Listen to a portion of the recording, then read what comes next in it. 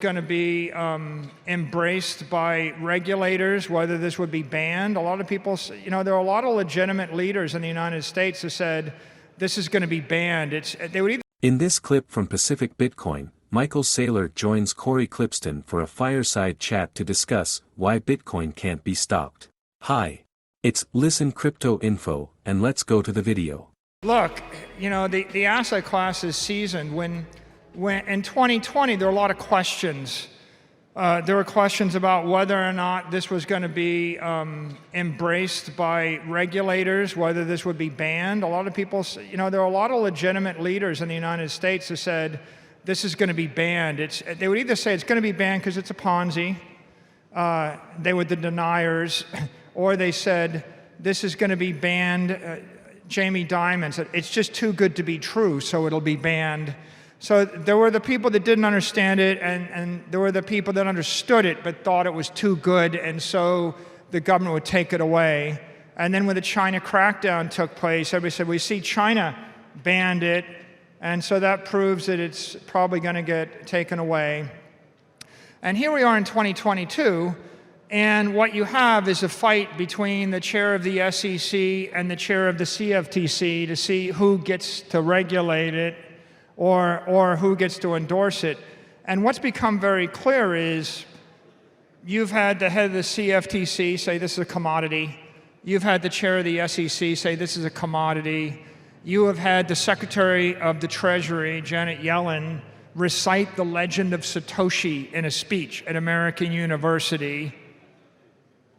Right? Satoshi, a person or persons figured out how to transfer value without an intermediary. We now see all the regulators in the Western world have embraced this as an asset class.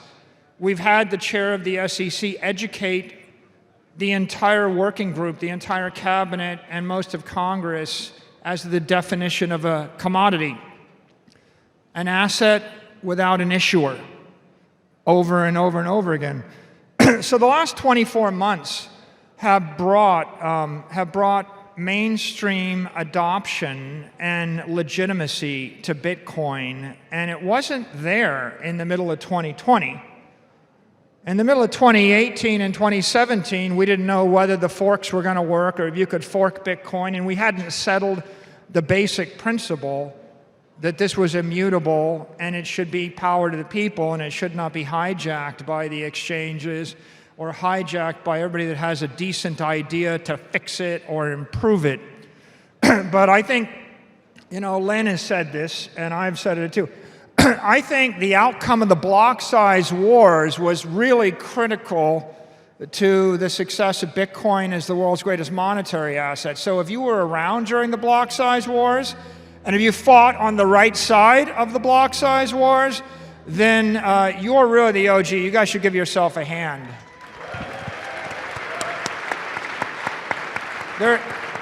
There's no way that I would be here, that we would be here, that we would have an avalanche of institutional adoption without the sacrifices that were made during the block size wars and without the principled fight.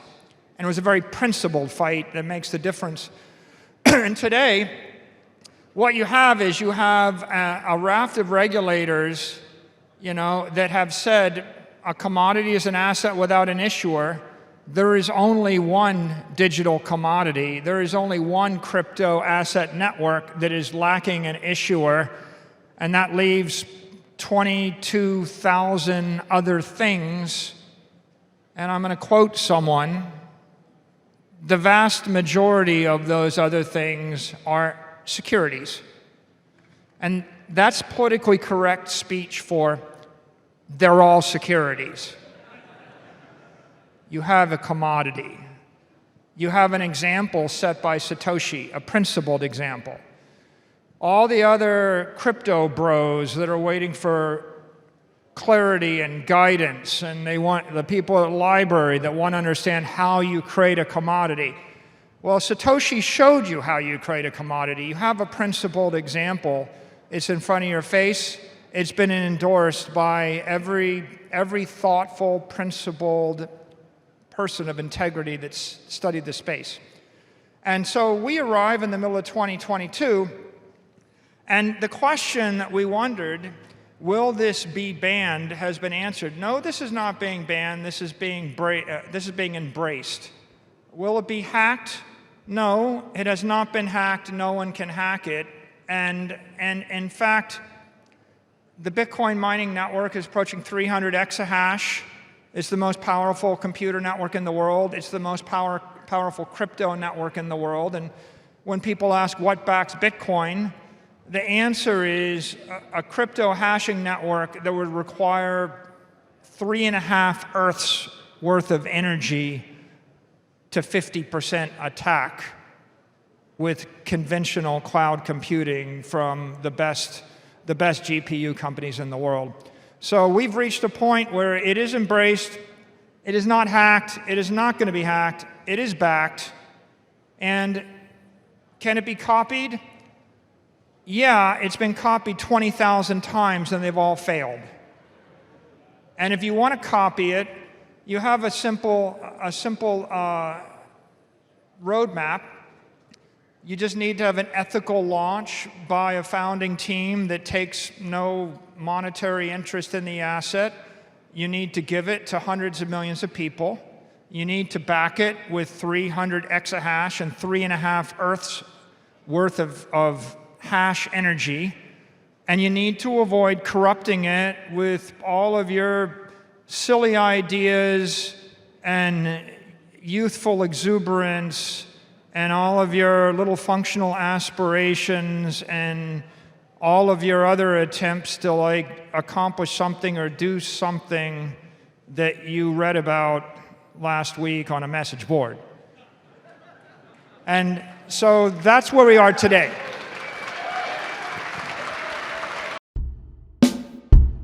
С тобой так хорошо, с тобой и летом, и зимой, с тобой я бы всю жизнь провел, с тобой.